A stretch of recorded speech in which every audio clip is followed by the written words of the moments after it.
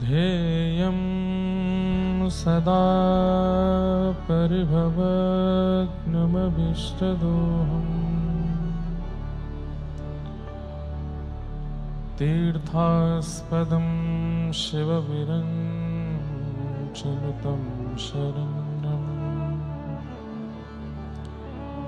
भृत्यार्थिहं प्रणतपालभवाब्देपोतम् वन्दे महापुरुषते चरणारविन्दम्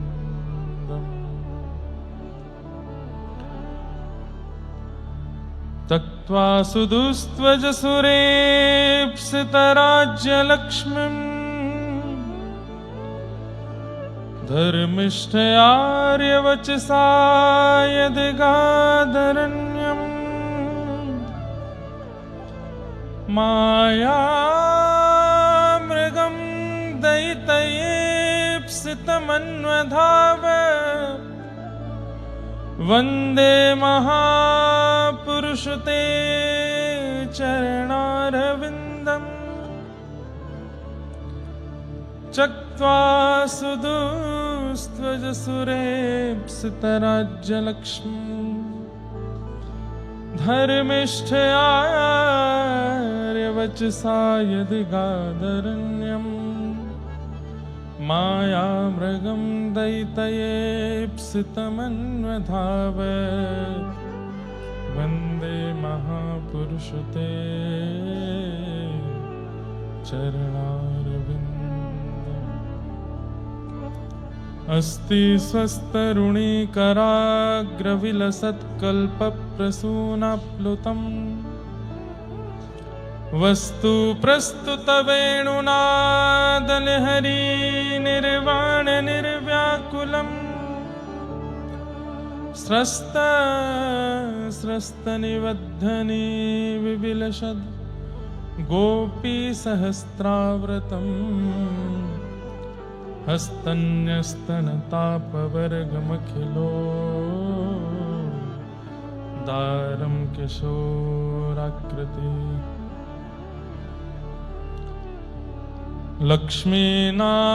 लक्ष्मीनाथ समारम्भाम्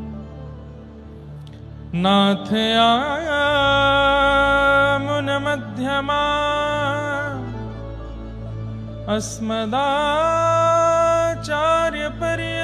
अस्मदाचार्यपर्यन्ताम् वन्दे गुरुपरम्पराम् जय जय श्री राधारमण जय जय नवल किशोर जय गोपी चितचोर प्रभु जय जय माखन चोर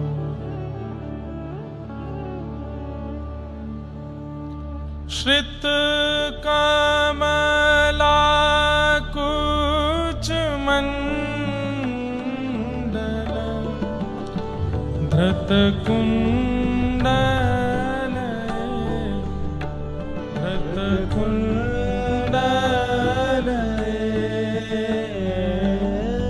कलित ललित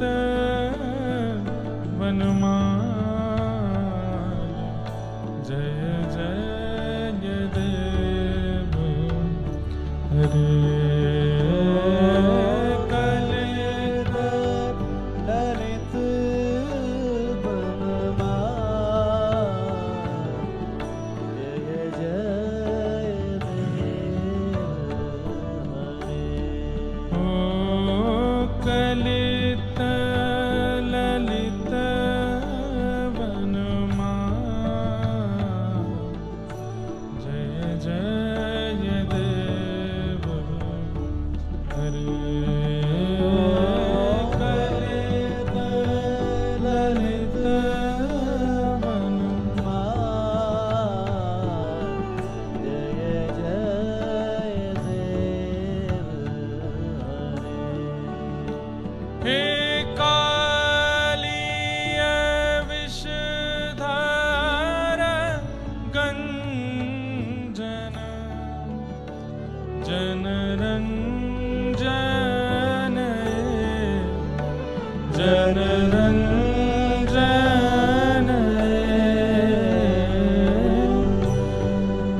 यदुकुल नलिन दिनेश जय जय देव हरे यदुकुल नलिन दिनेश जय जय देव हे दीनमणि मंडल मंडन भवखंडन भवखंडन मुनिजन मानस हंस जय जय देव हरे मुनिजन मानस हंस जय जय देव हरे। 10 वर्ष कथा करते हो गए हमको। आज पहली बार ऐसा लग रहा है कि व्यासपीठ पुष्पक विमान बन के उड़ रही है आकाश में। दत्त धाम की जय हो, हमारे पूज्य महाराज जी की जय हो। और अब यहां से कहां जाएंगे हैं भैया? कहां लेके जाओ रे? यहीं घूमेंगे? उनको भी उड़ा दो, हम अकेले उड़ेंगे आकाश में। ये भी उड़े सब रे। गीत गोविंद गाइए सब लोग, श्री जयदेव महाप्रभु के द्वारा विरचित। याद हो तो गाइए, वैसे तो याद होगा बहुतों को, नहीं तो देख के फोन में खोल के गाओ। श्रित कमला कुच मंडल धृत कुंडल धृत कुंडल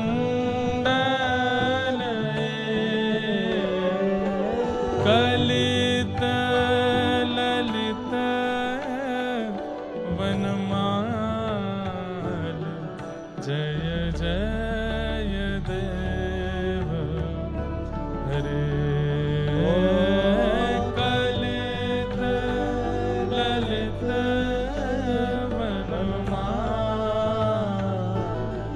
जय जय देव हे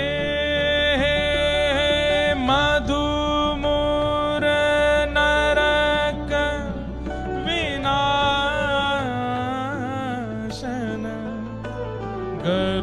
गरुणासन गरुणासन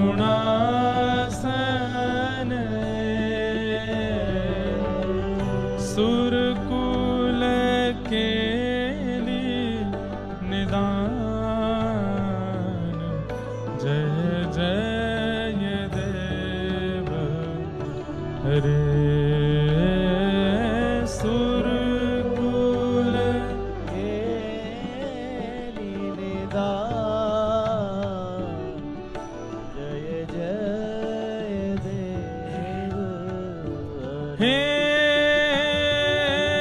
अमल कमल दल लोचन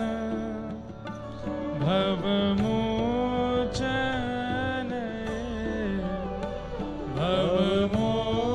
भवमोचन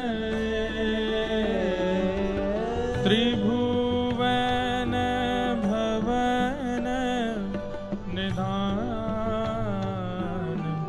जय जय देव हरे त्रिभुवन भवन निधान जय जय देव हरे हे जनक सुता कृत भूषण जित दूषण जित दूषण समर शमित दस कंठ जय जय देव हरे समर शमित दस कंठ जय जय देव हे अभिनव जलधार सुंदर धृत मंदर धृत मंदर श्रीमुख चंद्र चकोर जय जय देव हरे श्रीमुख चंद्र चकोर जय जय देव हे श्री राधा मुख चंद्र चकोर जय जय देव हरे राधा मुख चंद्र चकोर जय जय देव हे तब चरणे प्रणतावयम् इति भावये इति भावये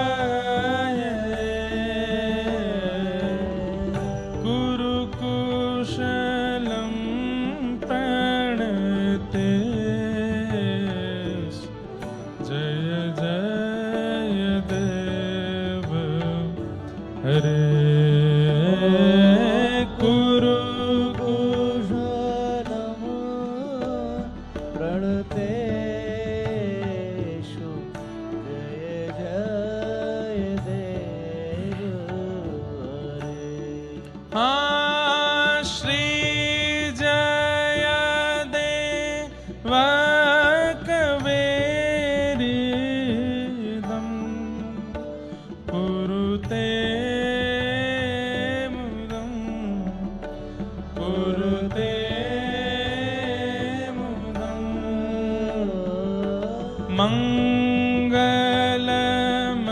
मंगलमंजुल गीतं जय जय देव हरे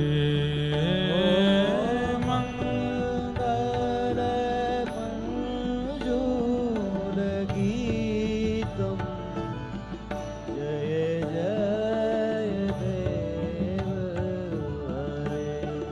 राधे कृष्ण हरि गोविंद गोपाला नंद जी को लाला यशोदा दुलारा राधे कृष्ण हरि गोविंद गोपाला नंद जी को लाला यशोदा दुलारा हे राधे कृष्ण हरि गोविंद गोपाला नंद जी को लाला यशोदा दुलारा राधे कृष्ण हरि गोविंद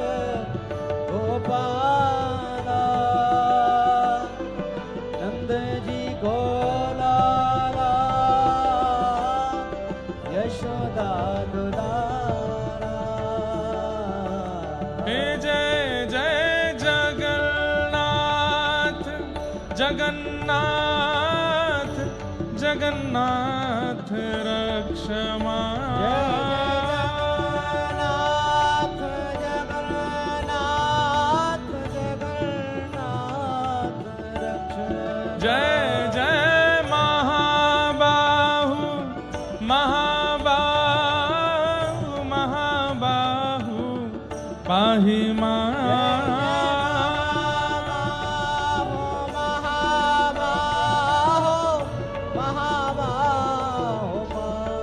जय जय जगन्नाथ जगन्नाथ जगन्नाथ रक्ष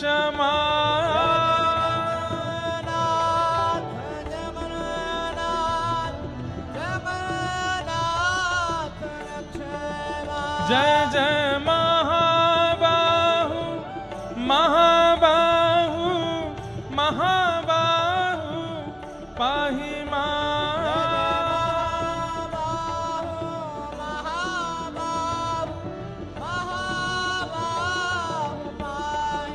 जय जय जगन्नाथ जगन्नाथ जगन्नाथ रक्ष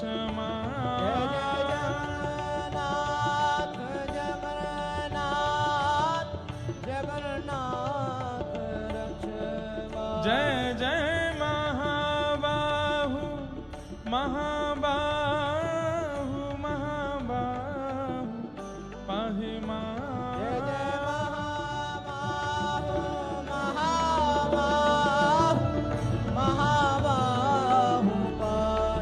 जय जय देव हरि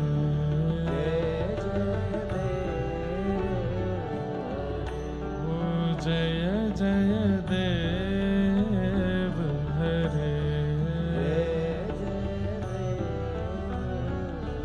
हाँ जय जय देव हरे जय जय देव अवधूत चिंतन श्री गुरुदेव दत्त कुंडली कवरदय हरि विठल श्री ज्ञानदेव तुकाराम श्री पंढरीनाथ भगवान की नमः पार्वती पतये हर हर महादेव हर हर महादेव हर हर महादेव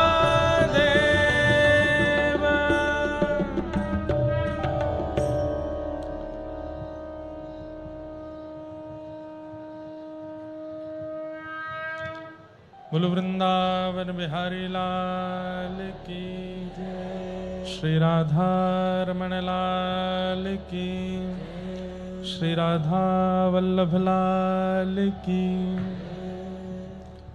श्रीमद्भागवत महापुराण की श्री भक्तमाल जी की जय चारों वेदों की जय गोदावरी मैया की श्री अवधूत दत्तात्रेय भगवान की सब संतन की सब भक्तन की सब विप्रन की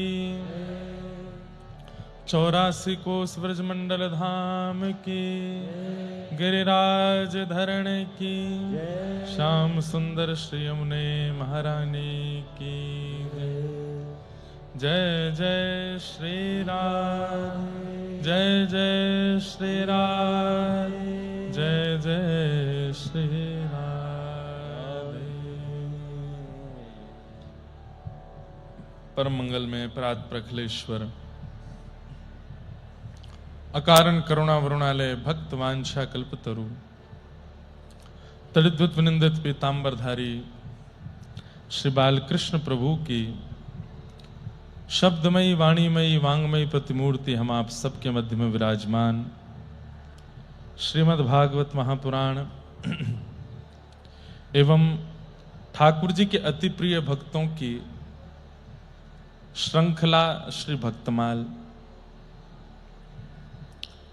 सन्मुख विराजमान श्री दत्तात्रेय भगवान जिनके पावन सानिध्य में हम आप सब लोग 15 दिवसीय ये सत्संग वार्ता श्रवण कर रहे हैं।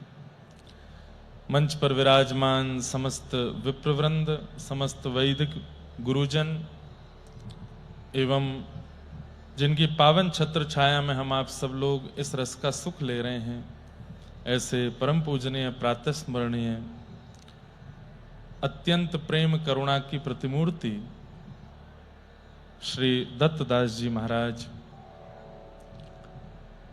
एवं साथ में विराजमान हमारे श्री गोविंद काका और समस्त वैदिक गुरुजनों और आप सभी श्रोता भाई बंधु मातृशक्ति बालक मित्र सखा सबको जय श्री कृष्ण, जय श्री कृष्ण, जय सिया राम, जय श्री राम, जय श्रीमन नारायण। जय श्रीमन नारायण।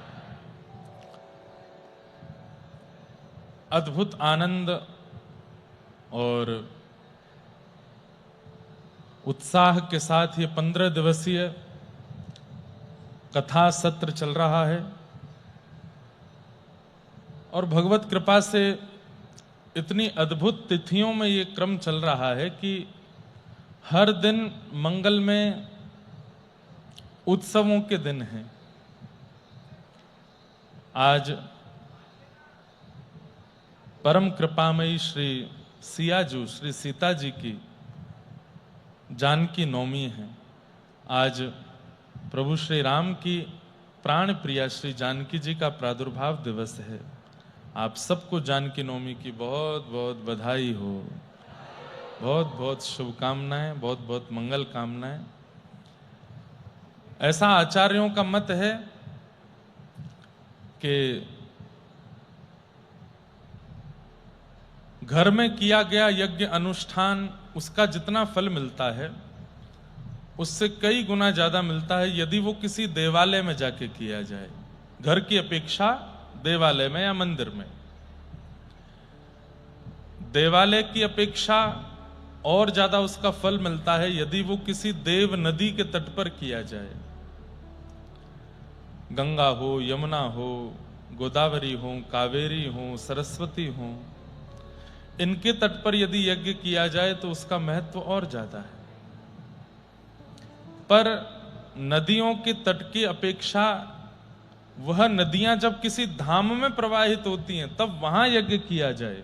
जैसे गंगा जी कानपुर से बहती हुई भी जाती हैं और भी शहरों का स्पर्श करती हैं, पर वही गंगा जी जब काशी पहुंचती हैं, जब वही गंगा जी प्रयागराज पहुंचती हैं, वही गंगा जी हरिद्वार से निकलती हैं, वहां पर यज्ञ किया जाए। मतलब सीक्वेंस है, घर के यज्ञ की अपेक्षा मंदिर में यज्ञ, मंदिर के यज्ञ की अपेक्षा नदी के तट पर यज्ञ, उसकी अपेक्षा वो नदी जब देव धामों से निकले तब वहां पर यज्ञ।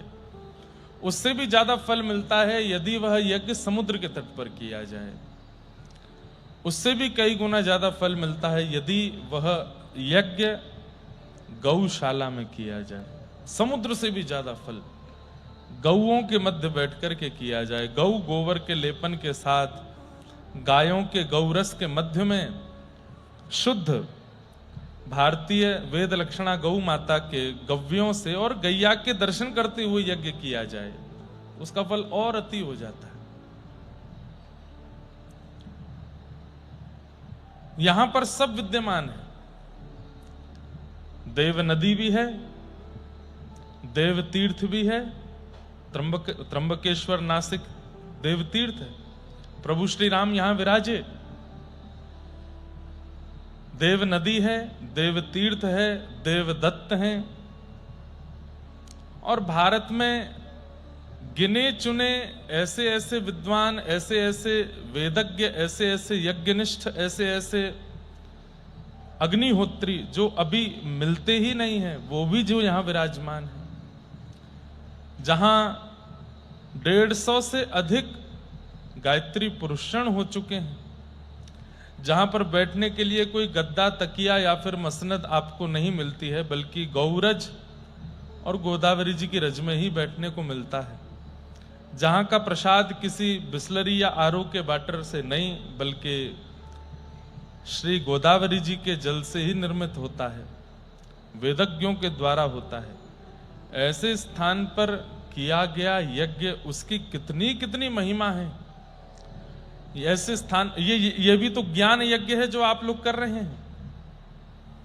यज्ञ का मतलब केवल होम अनुष्ठान नहीं है, 5 प्रकार के यज्ञ हैं। द्रव्य यज्ञास, तपो यज्ञ, योग यज्ञ तथा परे। द्रव्य यज्ञास योग यज्ञ, द्रव्य यज्ञास्त योग यज्ञ, कौन सा बताया था भूल गया मैं खुद ही। तपो यज्ञ तथा परे, स्वाध्याय ज्ञान यज्ञश्च ते तु कर्म विसूचक। ये 5 प्रकार के यज्ञ। सबसे पहला यज्ञ है द्रव्य यज्ञ। आप किसी की सेवा में यदि धन दे देते हैं, किसी की सेवा में अन्न वस्त्र दे देते हैं, किसी की सेवा में उसकी जरूरत की वस्तु दे देते हैं, तो वह भी एक यज्ञ कहलाता है। उसको क्या कहते हैं? द्रव्य यज्ञ। दूसरा आता है तप यज्ञ, जहां पर शरीर को कंफर्ट जोन से विपरीत ले जाकर के आप भगवत आराधन करते हो, वो तप यज्ञ कहलाता है। जहां पर निद्रा भी सूक्ष्म है, अन्न भी सूक्ष्म है, कंफर्टेबल जो फैसिलिटीज होती हैं वो भी बड़ी सूक्ष्म है, और आप सब कुछ सहते हुए भगवत आराधन करते हो, तो वही तप कहलाता है। द्रव्य यज्ञ, तप यज्ञ, योग यज्ञ। योग यज्ञ क्या है? अब योग का अर्थ प्राणायाम आदि भी होता है, परंतु योग का मूल अर्थ मिलना, भगवत भक्तों से मिलना। अब आप ज्ञानेश्वरी पढ़ रहे हैं तो एक प्रकार से आप श्री ज्ञानेश्वर महाराज से मिल रहे हैं। संत श्री तुकाराम जी का चरित्र पढ़ रहे हैं तो आप उनसे मिल रहे हैं। आप दत्त धाम आ रहे हैं, त्र्यंबक जा रहे हैं, वृंदावन जा रहे हैं, अयोध्या जा रहे हैं, वहां जाकर के बिहारी जी, राधा रमन, राधा वल्लभ दर्शन कर रहे हैं, एक बात है, लेकिन वहां के संतों से मिल रहे हैं तो वो योग यज्ञ है। चौथा यज्ञ बताया गया स्वाध्याय यज्ञ। स्वाध्याय यज्ञ किसको कहते हैं? स्वयं अध्ययन करना, स्वयं अध्ययन, ये स्वाध्याय यज्ञ है। गुरुदेव के पढ़ाने के बाद में एकांत में बैठ करके उसका स्वाध्याय करना, वह भी एक यज्ञ है। बल्कि तप यज्ञ, द्रव्य यज्ञ, योग यज्ञ से बड़ा यज्ञ है स्वाध्याय यज्ञ। कई बार बच्चे पढ़ाई छोड़ करके दूसरे कार्यों में जाने को बड़े उत्सुक रहते हैं, और ऐसा बहाना दे देते हैं कि वहां तो कथा चल रही है, वहां तो यज्ञ चल रहा है, हमारे घर में पूजा चल रही है, हमको उसमें बैठना जरूरी है, अरे पढ़ाई थोड़ी जरूरी इतनी नहीं। स्वाध्याय पहले है, और स्वाध्याय उन यज्ञों से भी बड़ा है। अगर आप स्वाध्याय कर रहे हैं और घर के किसी विशेष पूजा में अगर नहीं बैठ पा रहे हैं, तो ठाकुर जी आपसे प्रसन्न नहीं रहेंगे। बढ़िया है, तुम अध्ययन करो, अध्ययन करके जब कुछ बन जाना तो फिर हमारी फिर से पूजा रखना, फिर कर लेना, पर स्वाध्याय पहले। हमारे पूज्य गुरुदेव भगवान जिन्होंने हमको अध्ययन कराया, बड़ी एक अंतरंग बात बता रहे हैं। समकक्ष बैठे लोग फोन यूज ना करें, ऐसी हमारी प्रार्थना, और वे कथा श्रवण करें तो ज्यादा सुख मिलेगा। हमारे गुरुदेव भगवान जिन्होंने हमको स्वाध्याय कराया, उनका एक नियम था। वे हमको 4 बजे फोन करते थे सुबह, और फोन करके उठा देते थे, और उठा करके बोलते उठ जाओ। मैंने कहा जी गुरुजी उठ गए, अब क्या करोगे? मैंने कहा जा रहा हूं नहाने। ना नहाओ नहीं तो भागवत जी लेके बैठो, पाठ करो, श्लोकों का अध्ययन करो, याद करो। हमने कहा गुरुजी बिना नहाए धोए आप तो कहते हैं कि भागवत जी कृष्ण हैं। तब गुरुजी क्या उत्तर देते थे? कथा जब कहने लग जाओगे तब कृष्ण हैं, सुनने लग जाओगे तब कृष्ण है, अभी अध्ययन कर रहे हो तो सखा है, और सखा से बिना नहाए भी मिला जा सकता है। तो बिना नहाए धोई बोलते थे कि बस सीधे रजाई ओढ़ो, भागवत जी खोलो, पढ़ने बैठो, ज्यादा से ज्यादा मुंह धो के आ जाओ, बस स्नान आदि बाद में करना, पहले याद करो। और जब कुछ श्लोक याद हो जाते फिर 5:30 बजे फिर फोन करते, जो याद हुए वो सुनाओ, तो फिर हम सुनाते हैं उनको। अच्छा, बोलने से पहचान जाते कि मैं देख के बोल रहा हूं कि नहीं। बोले भागवत जी खुली है ना सामने। मैंने कहा जी गुरु जी। बोले बंद करो। बंद करते, बोले अब सुनाओ। फिर सुनाते, और जब श्लोक स्पष्ट हो जाता तब कहते अब स्नान करने जाओ।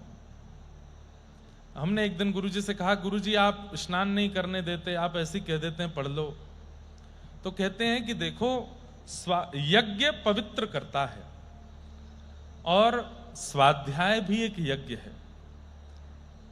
विद्यार्थी जीवन में यदि स्वाध्याय को प्रधानता दोगे तो तन की पवित्रता, मन की पवित्रता, बुद्धि की पवित्रता, स्वभाव की पवित्रता ये अपने आप हो जाएगी।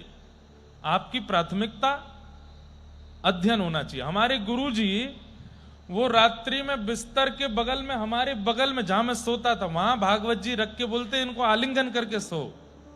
मैं कितनी बार, अभी बहुत 10 साल बाद ये बात बता रहा हूं, भागवत जी का आलिंगन करके सोता था रात्रि में। आज भी कहीं कथा होती है तो मैं, जहां शयन कक्ष होता है उस शयन के बगल में ही एक स्टूल लगा के वहीं भागवत जी रखते हैं। स्वाध्याय यज्ञ, स्वाध्याय व्यक्ति थोड़ा भी करने लगता है ना तो ग्रंथ अपने आप उस पर कृपा कर देता है। वो अक्षर थोड़ी है, वो किताब थोड़ी है, वो साक्षात कृष्ण है, साक्षात ठाकुर जी हैं। उनके प्रति भी चैतन्य बुद्धि, जैसे घर के गोपाल जी हैं, घर के ठाकुर जी हैं, उनकी सेवा में चैतन्य बुद्धि है, ग्रंथ के प्रति भी चैतन्य बुद्धि होनी चाहिए। स्वाध्याय यज्ञ। और 5वां यज्ञ बताया गया ज्ञान यज्ञ। ज्ञान यज्ञ जो आप लोग कर रहे हो, कथा का श्रवण, आचार्यों की वाणी का श्रवण, भक्तों के सुंदर चरित्रों का श्रवण, भागवती कथा का श्रवण, ये ज्ञान यज्ञ है। ये 5 यज्ञ हैं। यहां पर लगभग सब हो जाते हैं। तप यज्ञ भी होता है, योग यज्ञ भी होता है, स्वाध्याय यज्ञ भी होता है, द्रव्य यज्ञ भी होता है। बस द्रव्य यज्ञ बिना देखे होता है। द्रव्य यज्ञ होता तो है दत्त धाम में, लेकिन द्रव्य दिखाई नहीं देते। बिना द्रव्य दिखे यज्ञ होता है और बिना द्रव्य दिए यज्ञ होता है। हमने ऐसा स्थान पहली बार देखा है जहां पर इतनी बड़ी संख्या में सबका भोजन आदि सब होता है, इतनी बड़ी संख्या में लोग रुकते हैं और किसी से 1 रुपए की भी कामना या याचना, और वो कोई देना भी चाहे तो मना कर दिया जाता। नहीं, इसको क्या कहते हैं? आकाश वृत्ति। क्या कहते हैं? जोर से बोलिए। आकाश वृत्ति। आकाश वृत्ति का मतलब क्या है? ठाकुर जी देख लेंगे, व्यवस्था करनी होगी, ये कार्य होना है, ये उत्सव होना है, ये कथा होनी है, ये महोत्सव होना है, ये किसी से याचना नहीं, हमने संकल्प करके ठाकुर जी के सामने रख दिया, अब ठाकुर जी जाने। ऐसी आकाश वृत्ति किसके साथ होती थी? नरसिंह मेहता जी के साथ आकाश वृत्ति होती थी। बहुत सुंदर कथा है, बहुत विस्तृत हो जाएगी इसलिए सूक्ष्म में सुनाता हूं। उनके पुत्र थे, नाम था श्यामल दास। श्यामल दास का अंजार के बहुत बड़े सेठ की बेटी से संबंध पक्का हो गया।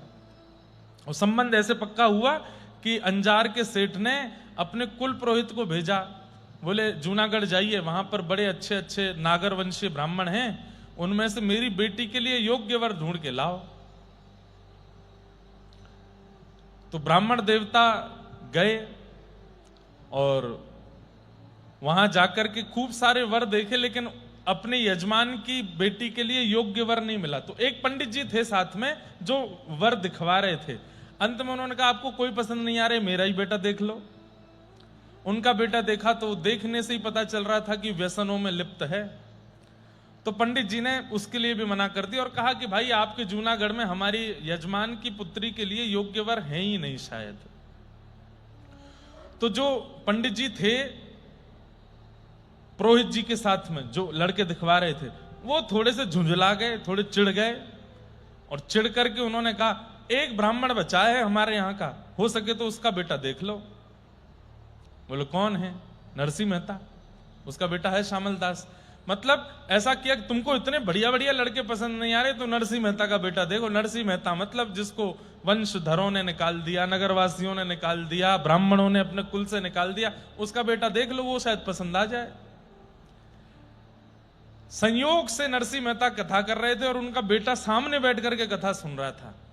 सामने बैठने वालों का बहुत बड़ा योगदान रहता है, इसलिए हम सामने वालों से थोड़ा प्रार्थना कर देते हैं। हमारे पंडित जी भी सामने बैठते हैं, एक आध झोंके ले लेते हैं, ये भी कभी कभी। हमारे सब संगीतज्ञ भी सामने बैठते हैं। सामने बैठने वालों की बहुत बड़ी योग्यता कथा की होती है। क्यों? पीछे वाले तो ध्यान से सुनते हैं, सामने वाले इधर उधर होते हैं ना, तो कथा पूरी डगमगा जाती है। और एक्सप्रेशंस भी बहुत अच्छे होने चाहिए। अब सामने वाले का माटी का मथोना सा मुंह ऐसे देख रहा है, तो कथा वाला कैसे कथा करे?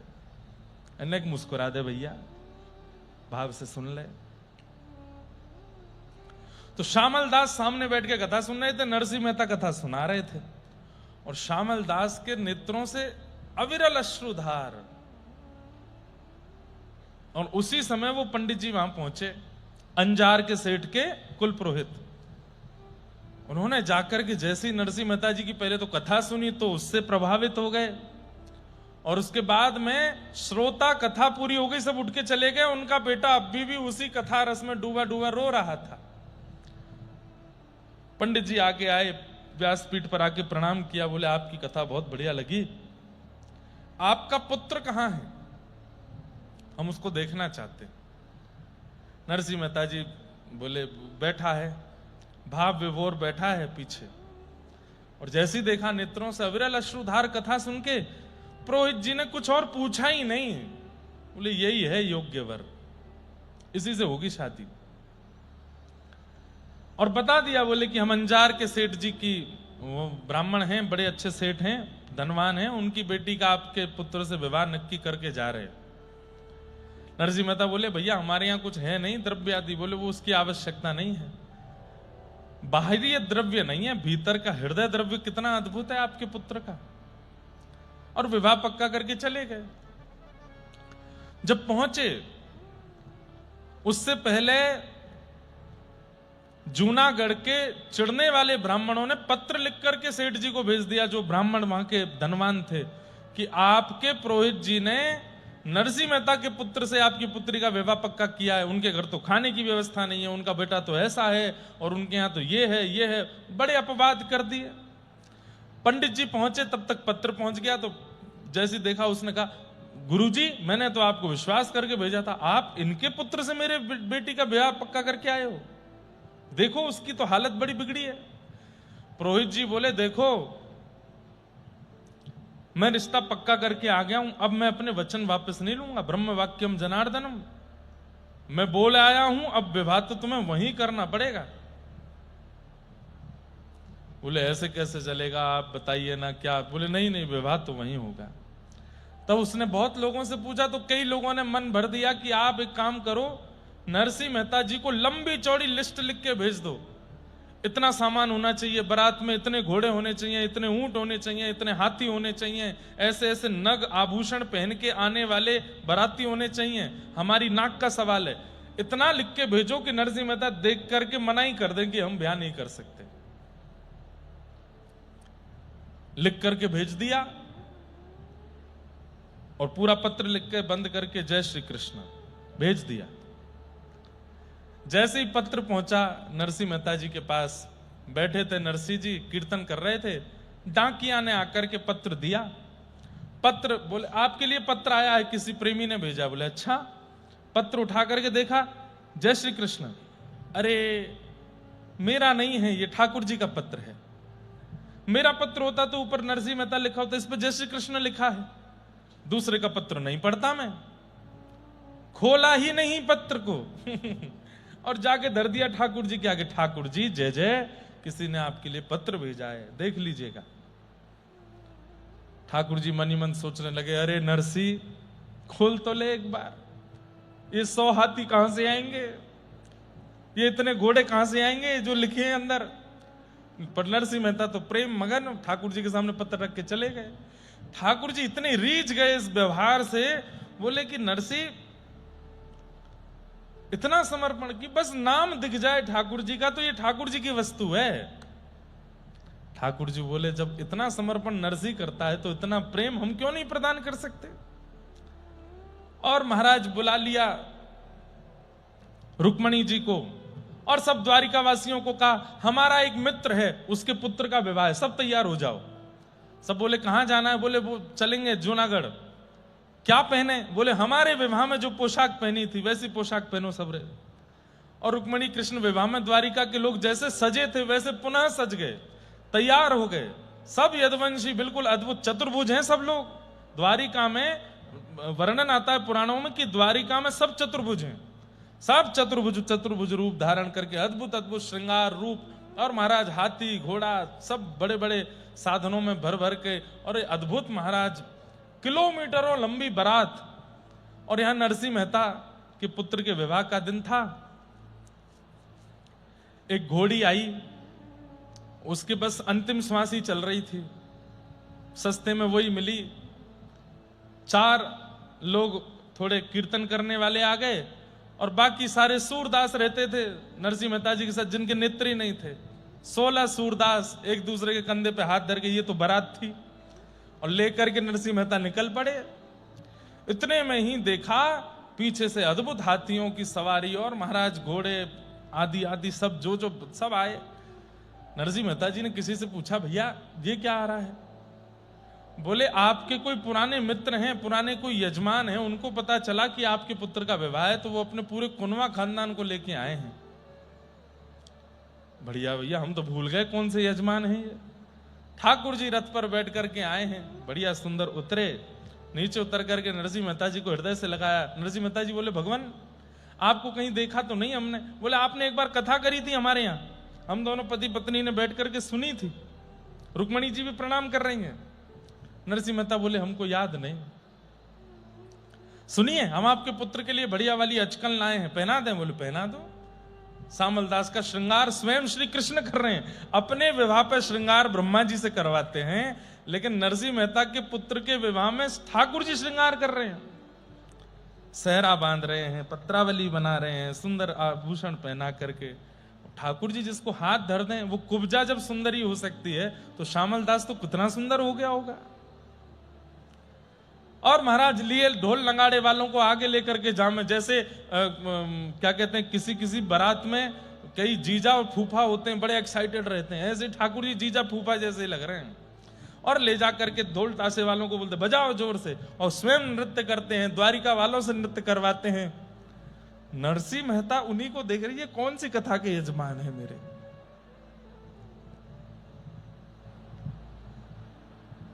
लेकिन भक्त के नेत्रों से ठाकुर जी बचते नहीं। थोड़ी बहुत देर में नरसिंह मेहता जी का यह हुआ कि वो तो कीर्तन में लग जाते थे, बारात चल रही है वो अपना कीर्तन कर रहे थे, तो नेत्रबंद करके वही झांकी दिख रही है जो आगे बारात में नाच रही है। बोले मैं कीर्तन करता हूं, मुझे ठाकुर जी का अनुभव होता है, आज मैं नेत्र बंद कर रहा हूं, ये मेरे यजमान क्यों दिख रहे हैं मुझको? इनसे नाम तो पूछ के आऊं, इनका क्या नाम है? नरसिंह मेहता गए, बोले सुनिए सुनिए यजमान जी। बोले हाँ जी आपका नाम क्या है? ठाकुर जी बोले हमारा नाम सांवरिया सेठ। सांवरिया सेठ? बोले हाँ। दोबारा बताइए तो। बोले सांवरिया सेठ। नरसिंह मेहता जी अपलक नेत्रों से जब देखने लगे, देखते ही देखते ठाकुर जी से छुपाया नहीं गया, हंस गए जोर से।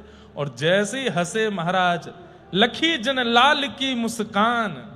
जैसे ही लाल जी मुस्कुराते हैं ना, आदमी बस उस समय हृदय गति को बचा ले, अटैक पड़ने की 100% संभावना है।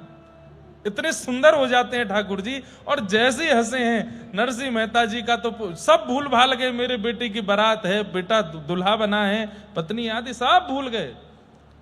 तुरंत हाथ पकड़ लिया। द्वारिकाधीश? ठाकुर जी बोले हाँ जी। अरे जय जय आप आए हो। तुरंत हृदय में भर लिया नरसिंह मेहता। 52 बार गए ठाकुर जी जूनागढ़। कितनी बार? 52 टाइम्स। नरसिंह मेहता जी के लिए 52 बार इस कलयुग में ठाकुर जी जूनागढ़ गए।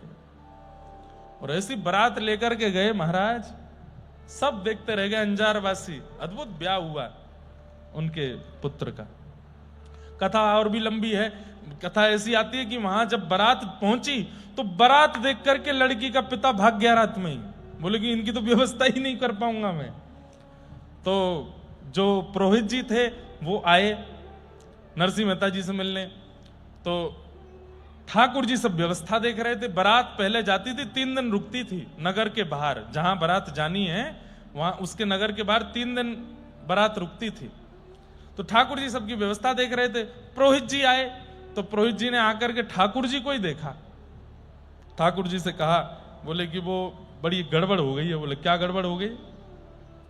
बोले लड़की के पिता जो है पहले तो बड़े फूल रहे थे कि हमारी बेटी का ब्याह ऐसा करना है, ऐसा करना है, कहां संबंध करे। अब बारात देख करके वो खुद ही भाग गए। बोले मेरी नाक कट जाएगी, मैं इनको पूरी भी नहीं पाऊंगा, इतनी लंबी कितने हैं बाराती पता है? 56 करोड़ तो द्वारिका से यदुवंशी आए हैं। 56 करोड़। 16,108 तो भगवान की पत्नी आई हैं, सब आई हैं।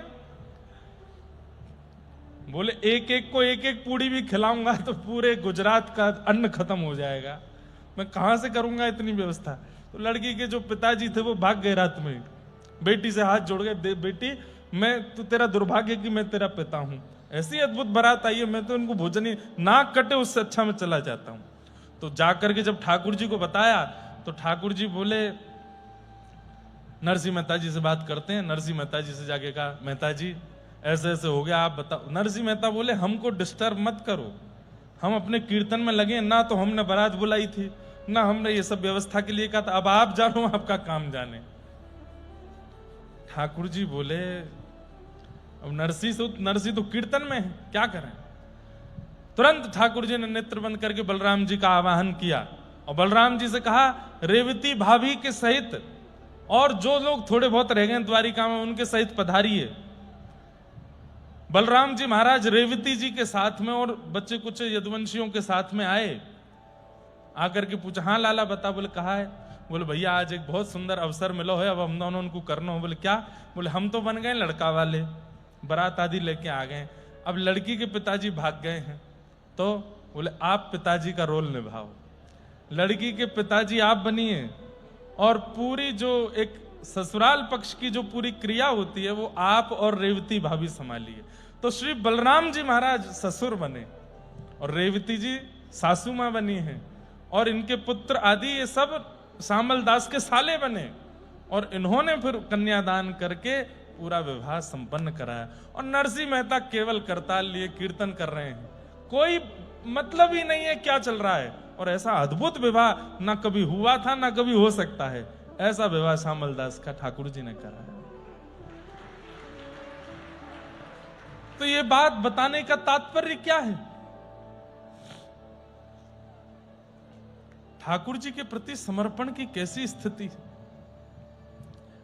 यज्ञ के विषय में हम लोग चर्चा कर रहे थे।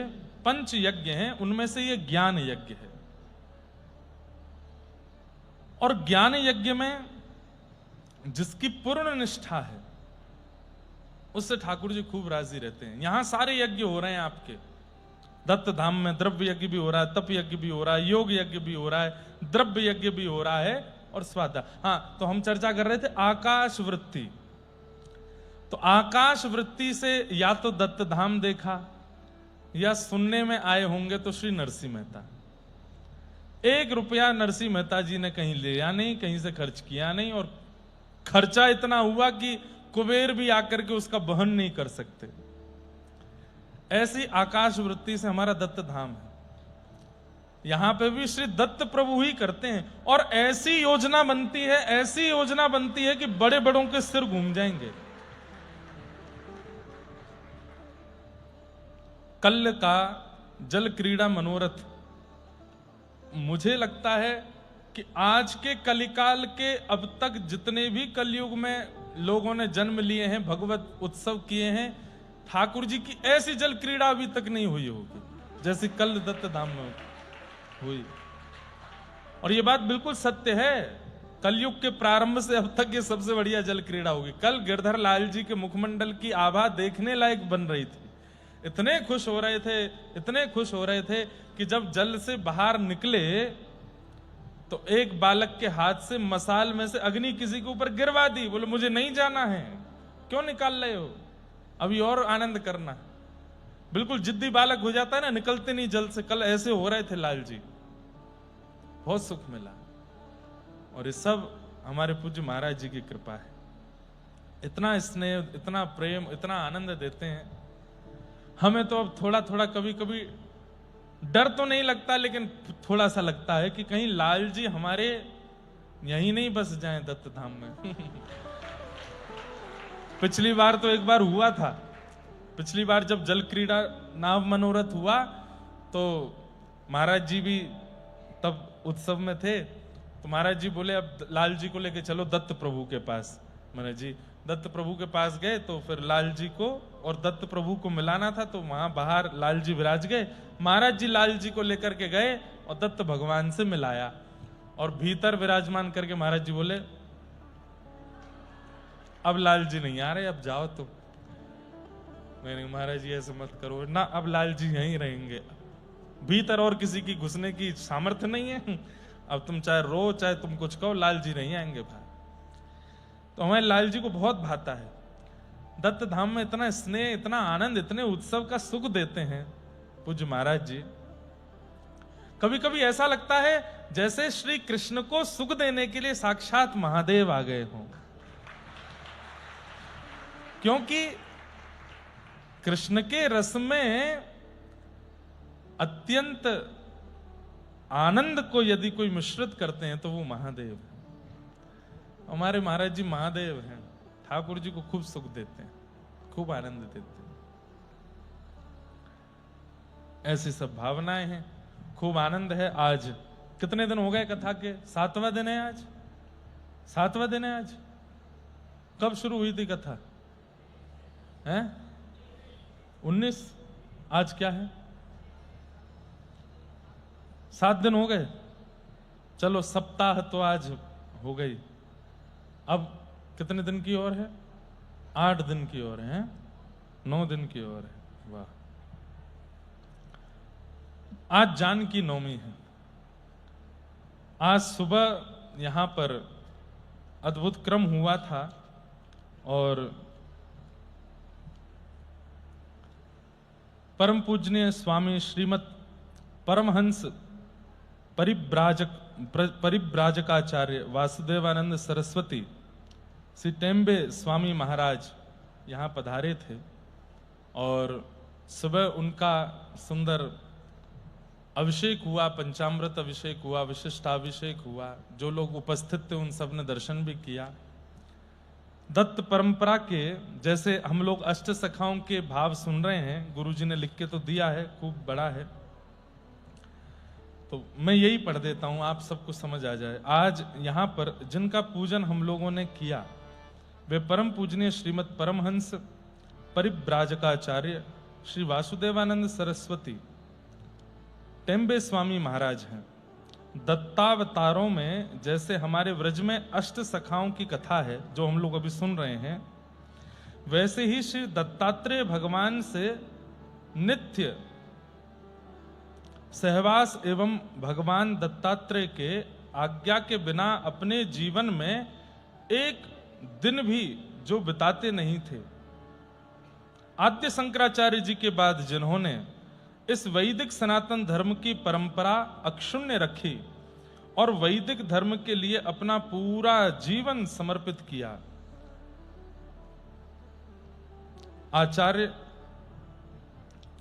आचार और विचार सनातन धर्म के लिए इन्होंने अपने पूरे जीवन में कभी भी, ये क्या है गुरुजी, तड़ जाई, हाँ हाँ, क्या नहीं किया?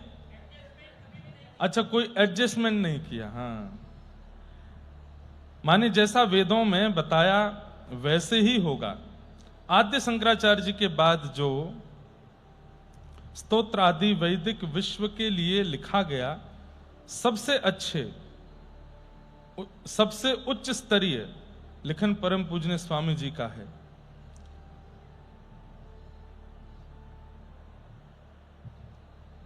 ऐसे स्वामी जी का आज यहां हम लोग सब दर्शन कर रहे थे। पंचपदी में जो करुणाभिपदी कही जाती है, शांत हो श्री गुरुदेव दत्त, शांत हो श्री गुरु दत्त, ये सभी रचनाएं पूज्य स्वामी जी की ही हैं। स्वामी जी नित्य भगवान दत्तात्रेय से मिलते थे और हर एक ग्रंथ जब लिखन करना होता था तब भगवान दत्तात्रेय बताते थे, इस ग्रंथ पर आपको लिखना है। भगवान चाहें तो स्वामी जी के लिए बाल स्वरूप भी बन जाते थे। जैसे हमारे वृंदावन में ये अष्ट सखा गिरधारी लाल जी के जिस स्वरूप में चाहते थे वैसे भगवान प्रेम करते थे, ऐसे ही दत्तात्रेय परंपरा के अगर कोई संत परम पूज्य स्वामी जी श्री वासुदेवानंद सरस्वती टेम्बे स्वामी महाराज थे, आज के दिन इनका यहां आना हमारे सब के लिए भगवान दत्तात्रेय जी का प्रत्यक्ष आशीर्वाद ही है। ऐसे श्री टेम्बे महाराज वासुदेवानंद सरस्वती जी, आज सुबह उनका सुंदर यहाँ स्वरूप पधारा और उनका अभिषेक आदि सब हुआ था। खूब आनंद मिला उनका दर्शन करके, प्रणाम करके। ऐसे स्वामी जी को हम बारंबार प्रणाम करते हैं, वंदन करते हैं। कल एक मैया हमसे बोल रही थी, महाराज जी दत्त प्रभु के विषय में भी हमें और विस्तार से जानना है। जब यहां मास कथा हुई थी तो हम रोज दत्त कथा ही 1 घंटे बोलते थे।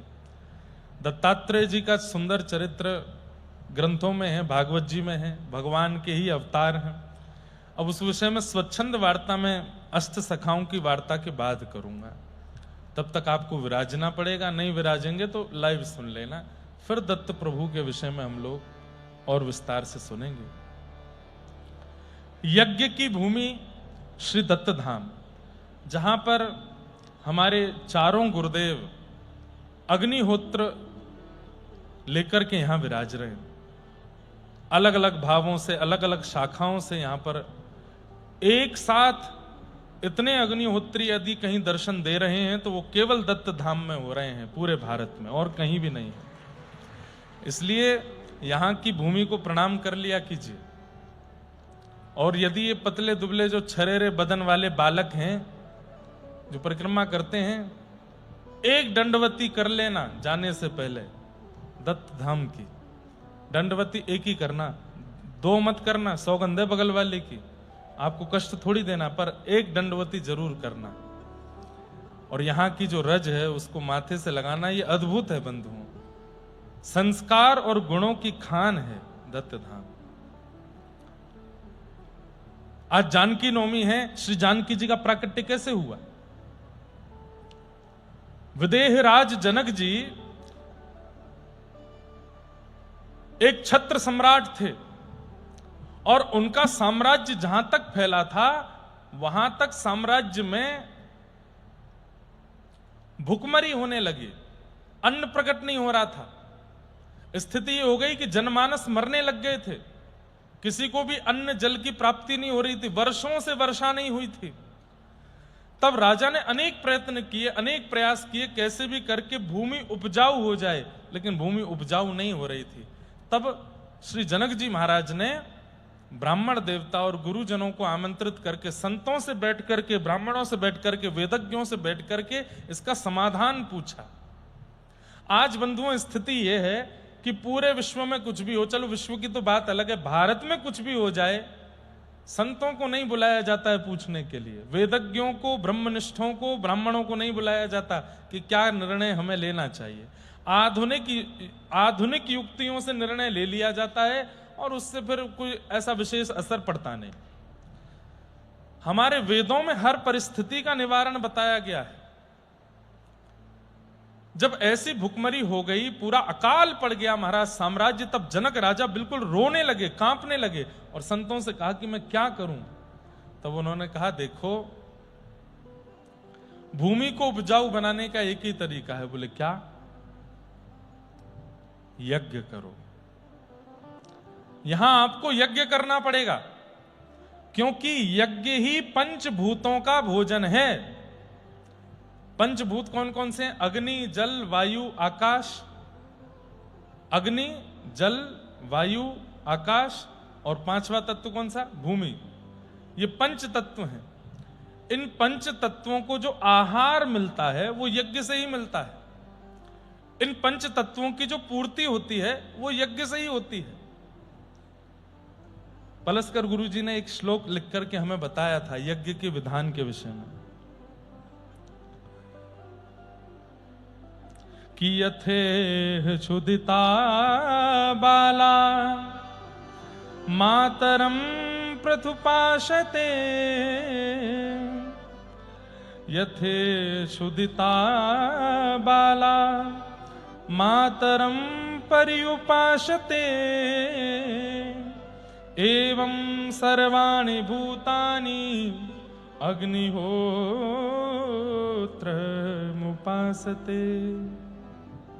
अर्थ क्या है? बोले जिस प्रकार एक बालक को जब भूख लगती है तो वो अपनी मां को खोजता है, और मां के पास जैसे पहुंचता है बालक को रोता देख मां तुरंत उसको या तो दुग्ध पान कराती है या भोजन अन्न खिला करके उसकी क्षुधा को शांत करती है। ऐसे ही पृथ्वी, अग्नि, जल, वायु, आकाश, ये पंच तत्व जो हैं, इनको जब भूख लगती है तो ये यज्ञ निष्ठों को, अग्निहोत्रों को ढूंढते हैं, और कहां यज्ञ हो रहा है वहां पहुंच करके उस यज्ञ से आहार लेते हैं। और विशेष आहार के रूप में अग्निहोत्री ब्राह्मण जब यज्ञ करते हैं, सूर्योदय के समय, सूर्यास्त के समय, जैसे हम सुबह नाश्ता करते हैं, रात्रि भोजन करते हैं, मध्याह्न भोजन, ऐसे ही इन पंच तत्वों को सुबह सुबह यज्ञ करके और शाम को यज्ञ करके इनको तृप्त किया जाता है। आज भारत में अग्निहोत्र होते नहीं, अब यज्ञों की विधा खत्म होती जा रही है। इससे क्या हो रहा है? प्रकृति की क्षुधा निवृत्ति नहीं हो रही है, जिसके कारण असमय की बारिश होती है, फसलें नष्ट हो जाती हैं, नदियां सूखने लग रही हैं, दुनिया भर के प्रपंच होते जा रहे हैं, गंगा यमुना जैसी नदियां विषैली होती जा रही हैं। ये तो भारत की स्थिति। और बाहर की स्थिति, कहीं पर युद्ध चल रहे हैं, देश देश आपस में खत्म हो रहे हैं, समुद्र में सुनामियां आ रही हैं, भूकंप आकर के पहाड़ धंसते जा रहे हैं। ग्लोबल वार्मिंग के कारण सारे बर्फीले पहाड़ पिघल पिघल करके नदी बनते जा रहे हैं, जलाशय बनते जा रहे हैं। पंच तत्व विचलित हो रहा है। क्यों? क्योंकि उनको अग्निहोत्र नहीं मिल रहा है, यज्ञ नहीं मिल रहा है। और एक समय वही हो जाएगा जो यहां जनक जी महाराज के लिए हो रहा था, अकाल पड़ जाएगा। अच्छा, हमें ऐसा लगता है प्राचीन भारत में अकाल पड़ता था, अब के भारत में अकाल तो नहीं पड़ेगा लेकिन विकाल पड़ेगा, सबकी बुद्धि नष्ट हो जाएगी और आदमी आदमियों को मार देंगे, लोग लोगों की हिंसा करेंगे, एक दूसरे से लड़ झगड़ के हम सब मर जाएंगे। उससे भी बुरा समय आएगा। अकाल नहीं, विकाल होगा, और वो विकाल भी विकराल होगा। तो राजा जनक जी ने जब संतों से पूछा कि मैं क्या करूं कि मेरी पूरी भूमि उपजाऊ हो जाए, तब सब संतों ने बताया कि आप यज्ञ करो। लेकिन इस यज्ञ का एक नियम होगा। बोले क्या? यज्ञ के लिए उचित स्थान ढूंढा जाएगा और लंबी दूरी खोद करके हल से यज्ञ के लिए उपयुक्त बनाई जाएगी। लेकिन इसमें एक और कठिन व्रत यह होगा कि जो हल लगाया जाएगा, वो जिस बैलगाड़ी में हल जोता जाएगा वहां बैल नहीं लगेंगे, तो आपको और श्री सुनैना महारानी, आप दोनों को वृषभ के रूप में वहां लगना पड़ेगा।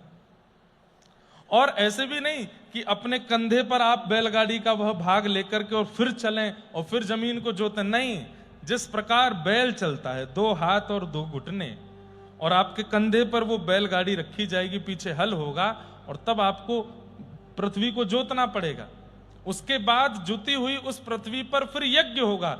यज्ञ से फिर पर्जन्य भगवान प्रसन्न होंगे, तब पर्जन्यो भगवान इंद्र, फिर इंद्र आकर के मेघमालाओं के द्वारा वर्षा करेंगे, जमीन उपजाऊ होगी, और धीरे धीरे करके भुखमरी जो अभी फैल गई है, अकाल जो पड़ गया है, ये नष्ट हो जाएगा। लेकिन इसके लिए आपको थोड़ी ये तप जैसा करना पड़ेगा। क्यों? जितना श्रेष्ठ तप उतनी जल्दी क्रिया की सफलता होगी। जब देव देखेंगे कि राजा वृषभ को ना लगा करके स्वयं लगा है, तो देवताओं का हृदय भी करुणा से भर जाएगा। और निश्चित ही राजन, आपका या आपके पूर्ववर्ती राजाओं का कोई अपराध बना है इस भूमि के प्रति, जिस वजह से ये पूरी अकाल ग्रस्त हो गई है, इसलिए आपको ये करना पड़ेगा। आप रानी से एक बार आज्ञा ले लीजिए। जनक महाराज जी अपनी पत्नी से जाकर के बोले, देवी ऐसे ऐसे हमको हल जोतना है भूमि पर जहां यज्ञ होगा, पर जुताई के लिए वहां बैल ना लग के मुझे और आपको लगना पड़ेगा और ऐसे चलना पड़ेगा। आप राजी हो? कैसी योग्य पत्नी है। बंधुओं, पत्नी वह श्रेष्ठ है जो भगवत भजन, भगवत भक्ति, भगवत यज्ञ अनुष्ठान में आपकी सहायक बनती हो। वो पत्नी श्रेष्ठ है। श्री जनक महाराज ने पत्नी से कहा तुरंत, अरे ऐशो आराम सुख समृद्धि का जीवन तो हमने बहुत जिया है, प्रार्थना करते हैं ना, करेंगे। और कहां राजमहलों में रहने वाले दोनों जनक राजा और सुनैना रानी दोनों ऐसे वृषभ की तरह हो गए। कंधे पर बैलगाड़ी का वह भाव लकड़ी का रखा गया, पीछे हल लगाया गया, स्वर्ण का हल, उसकी जो नोक थी उसका विधिवत पूजन किया है ऋषियों ने आकर के। और राजा रानी दोनों बिल्कुल सामान्य वेशभूषा में और स्वर्ण के उस लकड़ को अपने कंधे पर लेकर के वृषभ बन करके पीछे हल लगा करके जब चले हैं, आधी से ज्यादा भूमि को ऐसे ही जोता, घुटने छिल गए, रक्त प्रवाह हो रहा है, हाथ छिल गए, रक्त प्रवाह हो रहा है। तभी एक जगह जाकर के वो हल की नोक रुक गई। आपने खूब प्रयास किया लेकिन वो ना आगे जा पा रहे हैं ना पीछे हो पा रहे हैं। तब मानो जैसे एक व्यवधान जैसा आ गया। तब आपने ऋषियों से कहा अब क्या करें? बोले कि ठाकुर जी से प्रार्थना करो, क्या लीला करना चाह रहे हैं, भगवान कृपा करें। आपने वह नोक निकाल करके जब भीतर गाड़ करके देखा, तभी अब प्रकट रूप में एक और स्थिति है, पर अप्रकट रूप से तब क्या हुआ? बोले सुंदर स्वर्ण मंडित एक आसन प्रकट हुआ। 16 सखियां घेरे हुए हैं उस आसन को, और उस आसन के मध्य में एक सुंदर कमल दल है। उस कमल दल के बिल्कुल मध्य में साक्षात परम्बा जगदम्बा श्री लक्ष्मी जानकी जी के रूप में विराजमान। और श्री जनक महाराज को अब इससे एक बात समझ में आई आपको? ध्यान दीजिएगा, यज्ञ करने की इच्छा मात्र से जो क्रिया की जा रही थी, उस क्रिया से जानकी जी की प्राप्ति हो। अभी तो यज्ञ हुआ ही नहीं है, केवल यज्ञ की पूर्व की परिकल्पना से श्री जानकी जी का प्रादुर्भाव हो गया। मतलब यज्ञ करने की स्थिति में आना तो बहुत बड़ी बात है। यज्ञ करना है ऐसा मन ही यदि आप बनाने लग जाते हैं, तो ही देव आपसे संतुष्ट होने लगते हैं, तो ही ठाकुर जी आपसे प्रसन्न होने लगते हैं। और जनक महाराज और रानी से तो इतने प्रसन्न हो गए, श्री जानकी जी आ गए। और पहले तो प्रकट रूप में लक्ष्मी रूप में दर्शन हुआ, और बाद में फिर छोटी सी लाली के रूप में श्री जानकी जी मिली। जनक महाराज ने हृदय से लगाया, लेकर के उनको आए। बाहर देखा तो मेघमालाओं ने आकर के पूरे नगर को आच्छादित कर दिया। झमझम बारिश होने लगी, पूरा अकाल भी दूर होने लगा। ऋषियों ने कहा कि देखो, यज्ञ नहीं हुआ लेकिन यज्ञ से मिलने वाला फल पहले ही आ गया है। आपकी पुत्री आई है और बाहर आ गई पूरे जनकपुर में, पूरे आपके आंचल में, लेकिन अब यज्ञ करना है। उसके बाद फिर विधिवत जनक जी महाराज ने यज्ञ किया, और तब जाकर के पूरी सृष्टि फलीभूत हुई। कहते हैं श्री जनक जी महाराज का किया गया तब का यज्ञ ही है कि आज तक हम सब लोग खा पी रहे हैं आनंद में। ऐसे श्री जानकी जी का प्रादुर्भाव हुआ। श्री सिया जी की हृदय बिहारिणी का आज प्रादुर्भाव दिवस है।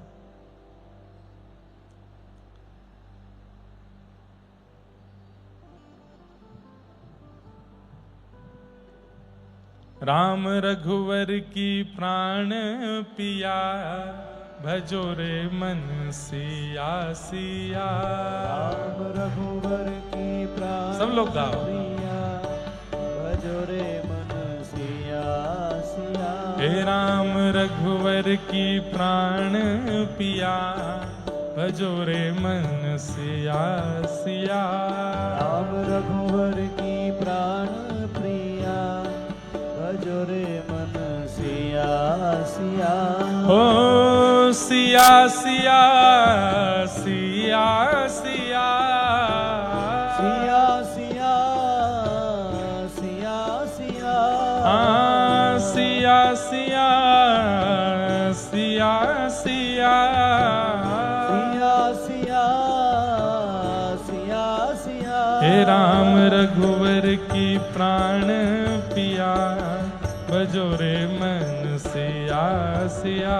राम रघुवर की प्राण प्रिया, भजो रे मन सिया सिया। हे राम रघुवर की प्राण पिया, भजो रे मन सिया सिया। राम रघुवर की प्राण प्रिया, भजो रे मन सिया। हे राम रघुवर की प्राण पिया, भजो रे मन सिया सिया।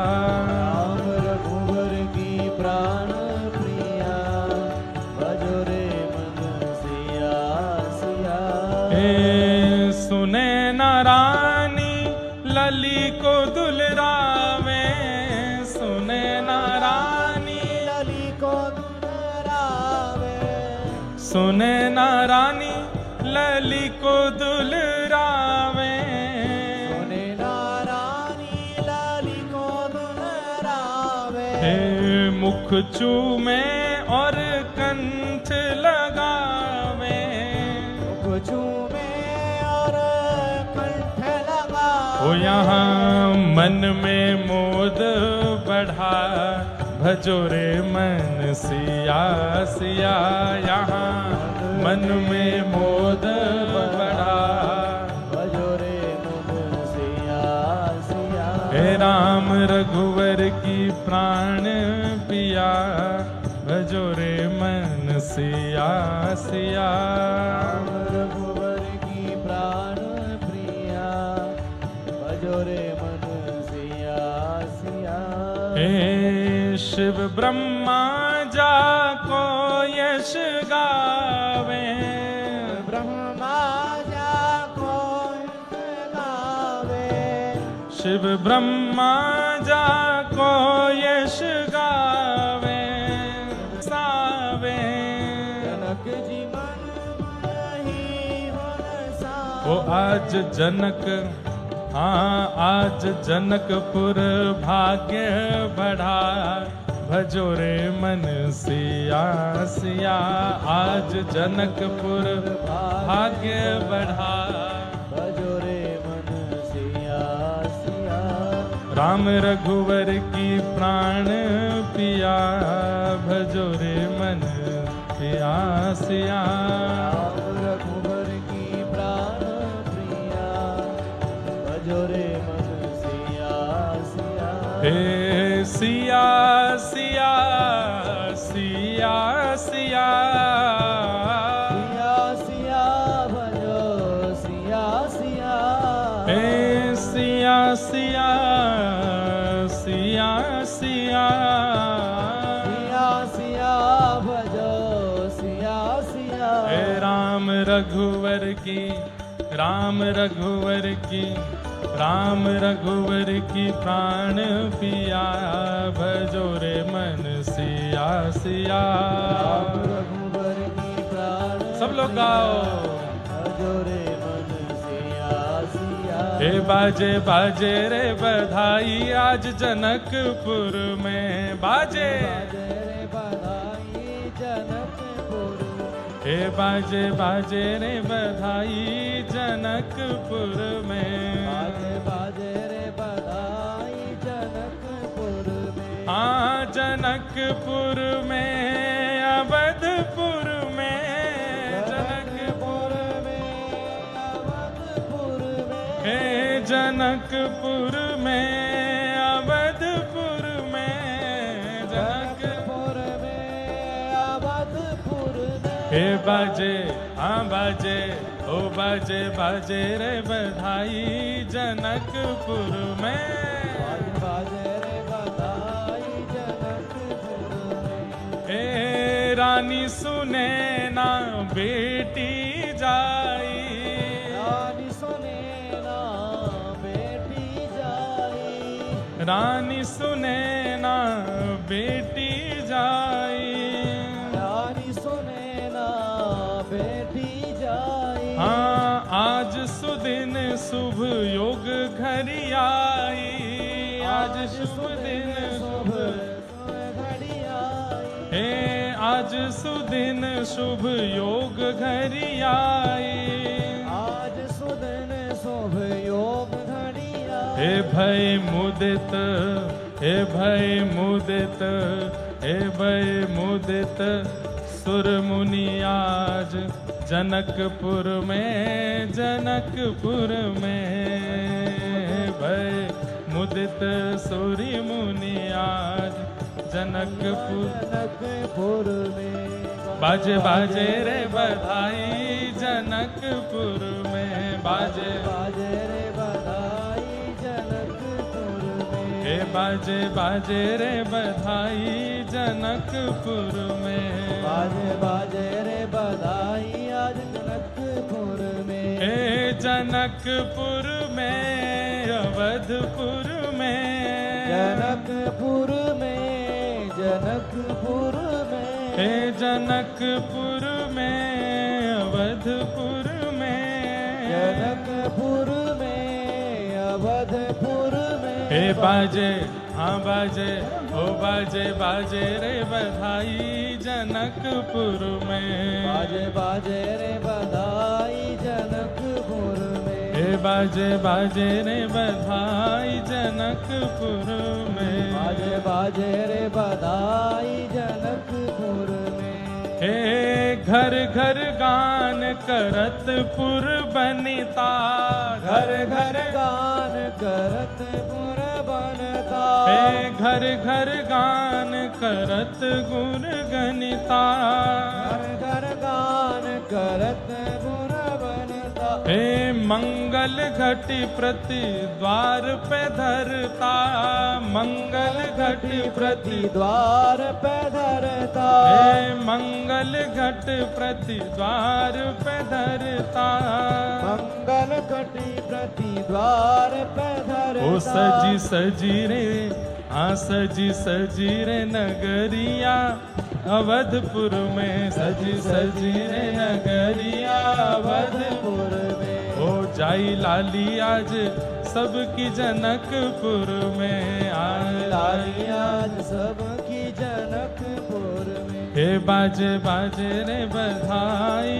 अवधपुर में, बाजे रे बधाई जनकपुर में। हे बाजे बाजे रे बधाई जनकपुर में, बाजे रे बधाई जनकपुर में। हे जनकपुर में अवधपुर में, जनकपुर में, अवधपुर में। हाँ जनकपुर में अवधपुर में, जनकपुर में, अवधपुर में। हे बाजे हो बाजे हाँ बाजे बाजे रे बधाई जनकपुर में, बाजे बाजे रे बधाई जनकपुर में। हे राम रघुवर की प्राण पिया भजो रे मन सिया सिया, रघुवर की प्राण पिया भजो रे मन सिया।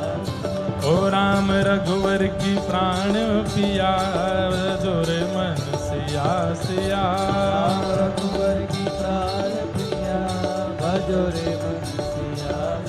हे राम रघुवर की प्राण पिया भजो रे मन सिया सिया, रघुवर की प्राण पिया भजो रे मन सिया सिया।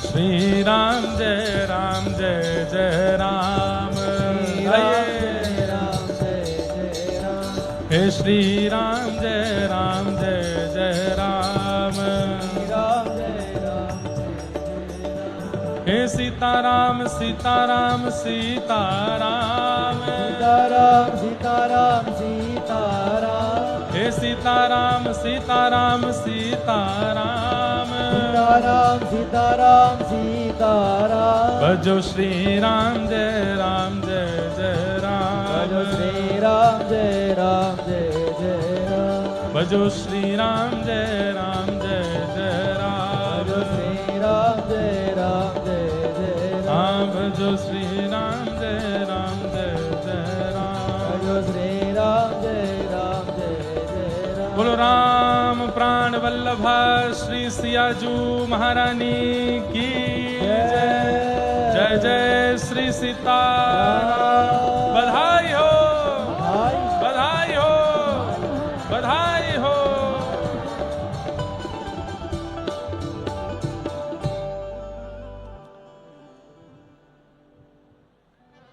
तेरी लाली चिरजीवो री माई तेरी लाली सब लोग गाओ चिरजीवो री माई तेरी लाली चिरजीवो री माई तेरी लाली चिरजीवो री माई। हे भगवान जगन्नाथ जगन्नाथ चक्कानैन चकाने जगन्नाथ जगन्नाथ जगह नहीं है ऊपर कहाँ बैठोगे आप इतने बड़े तो हो छोटे से हो जाओ भगवान हो ना आप तो छोटे से हो जाओ आ जाओ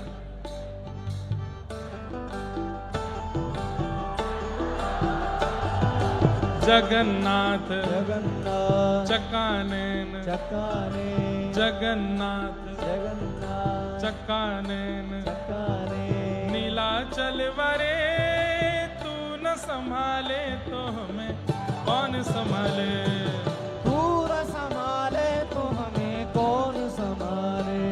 महाराज जी कहीं युद्ध नहीं हो जाए पंढरीनाथ कह रहे हैं मेरा महाराष्ट्र ये उड़ीसा वाले कहां से आ गए यहाँ पे आइए यहाँ आ जाओ ऊपर आ जाओ अरे ऊपर आओ गिर मत जाइयो यहीं खड़े रहियो बैठ गए खड़े जाओ कमर पे हाथ धरो जो आपकी स्टाइल है उसमें ही रहो जगन्नाथ जगन्नाथ पंढरीनाथ पंढरीनाथ जगन्नाथ जगन्नाथ नीलाचल वरे तू न संभाले तो हमें कौन संभाले हो तू न संभाले तो हमें कौन संभाले। अच्छा आपकी स्टाइल कहाँ है हाथ आप कैसे खड़े होते हैं ये हाथ आगे करो मुझे डर हो रहा है गिर गिरा नहीं जाए पता चली भक्त ने भगवान गिर दिए नीचे पकड़े रही हो है ना लाला यहीं रही हो पास में ऐसे ये इनकी स्टाइल है ये मत कॉपी करो आप ऐसे हो ये हाथ आगे ये ऐसे दूसरा हाथ करो हिंदी आती है आपको समझ में मराठी कैसे बोलूं क्या बोलूं हिंदी बोलूं हाथ आगे करो दोनों ऐसे करो जगन्नाथ बनो जगन्नाथ ऐसे जगन्नाथ जगन्नाथ चक्कानैन चकाने जगन्नाथ जगन्नाथ चक्कानैन चकाने नीलाचल वरे तू न संभाले तो हमें कौन संभाले हो तू न संभाले तो हमें कौन संभाले।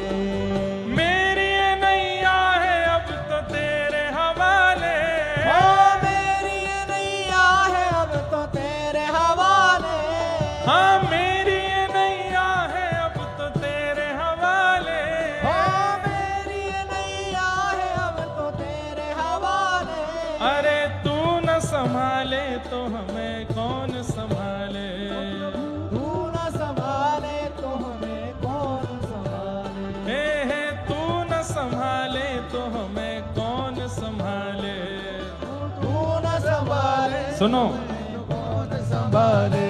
ऊंचे ऊंचे स्वर में गाना हे विठ्ठलनाथ विठ्ठलनाथ विठ्ठलनाथ विठ्ठलनाथ विठ्ठलनाथ विठ्ठलनाथ ओ रुक्मणी वारे तू न संभाले तो हमें कौन संभाले तू हाँ न संभाले तो हमें कौन संभाले। जगन्नाथ जगन्नाथ हे विठ्ठलनाथ विठ्ठलनाथ पंढरपुर वारे तू न संभाले तो हमें कौन संभाले हो। तू न संभाले हमें तो कौन संभाले। हाँ तू न संभाले तो हमें कौन संभाले। हो तू न संभाले हमें तो कौन संभाले। श्री जगन्नाथ महाप्रभु की जय। अपनी जय खुद ही कर रहे हो आप हैं? वाह भैया। चलो अब आप महाराज जी के पास बैठ जाओ, जाके जाओ। जाना है नीचे हैं?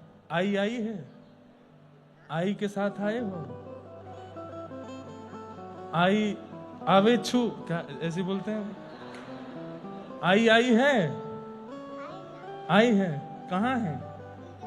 इधर से। जय हो जय। चलो इनको महाराज जी के पास पहुंचा। लो भाई।